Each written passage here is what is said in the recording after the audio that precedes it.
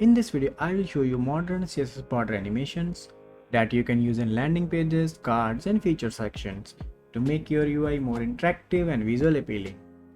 We will build these animations using both conic and linear gradients and later compare them side by side to see how each approach affects the final result.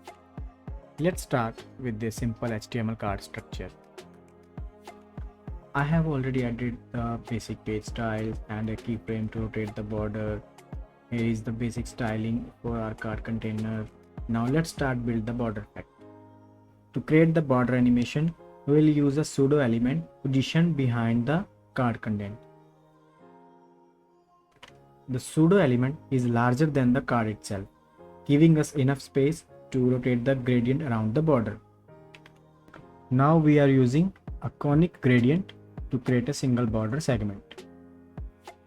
The degree values control where the visible segment starts and ends, allowing us to adjust both the size of the border and the gap around it.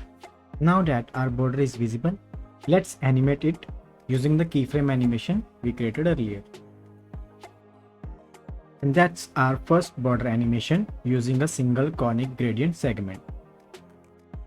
Let's take this a step further by introducing a second border segment.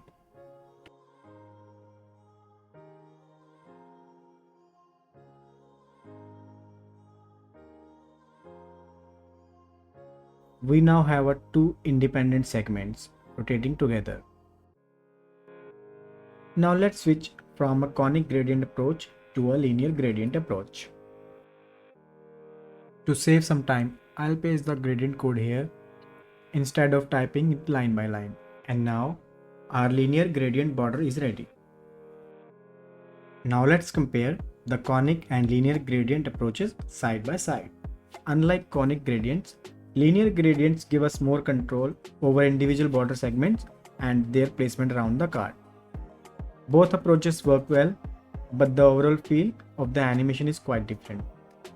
For the final example, let's use a different color on each side of the border. And here we have 4 different colors moving around the card. But as you can see, the border transitions are not very smooth yet. Let's make them a little more polished by adding a subtle blur effect. And now you can see the border transitions look much smoother.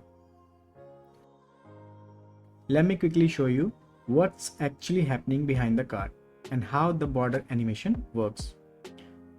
The gradient are actually moving behind the card content, while the black inner layer covers the center and leaves only the border visible. And that's it for modern CSS border animations using conic and linear gradients.